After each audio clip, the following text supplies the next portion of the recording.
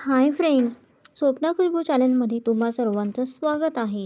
Friends, आजच्या व्हिडिओमध्ये आज आपण भाऊबीज म्हणजे काय आणि भाऊबीजेचे महत्त्व याविषयी संपूर्ण माहिती जाणून घेणार आहोत. त्याआधी तुम्ही जर चॅनलवर नवीन असाल तर चॅनलला सबस्क्राईब करा. आपल्या भारतीय संस्कृती सणाचं महत्त्व अत्यंत महत्त्वाचं आणि तितकंच प्रसिद्ध आहे. बहीण भावाच्या पवित्र नात्याला उभारी देणारे दोन सण, एक म्हणजे श्रावण मासाच्या पौर्णिमेला येणारा रक्षाबंधन आणि त्यानंतर येणारा दुसरा सण म्हणजे दिवाळीच्या 2 दिवसानंतर कार्तिक मासच्या द्वितीयेला साजरा केला जातो, तो म्हणजे भाऊबीज. या दिवशी बहीण भावाच्या मस्तकावर टिळक लावून त्याच्या दीर्घ आयुष्याची प्रार्थना करते. आपल्या पुराण काळात भाऊबीजेचे अनेक दाखले मिळतात. तर कहाणी पुढील प्रमाणे.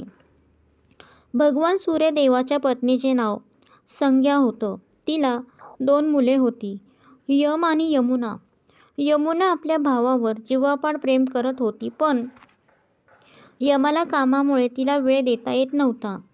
ती आपल्या भावाला निवेदन करत होती की एके दिवशी कामातून वेळ काढून मला भेटायला माझ्या घरी ये.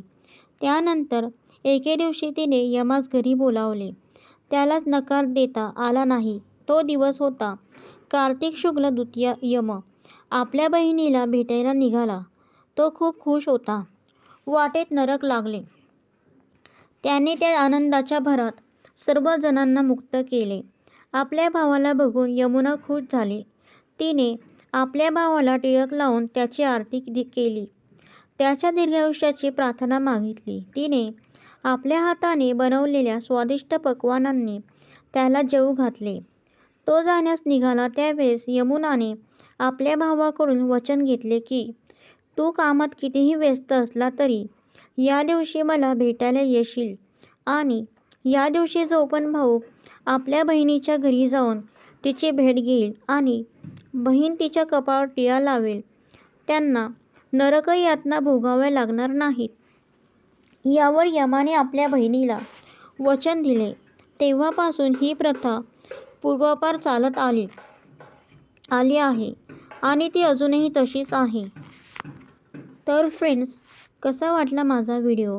तुम्हाला जर माझा व्हिडिओ आवडला असेल तर लाईक करा, शेअर करा, सबस्क्राईब करा. पुन्हा भेटू एका नवीन व्हिडिओसोबत. तोपर्यंत बाय.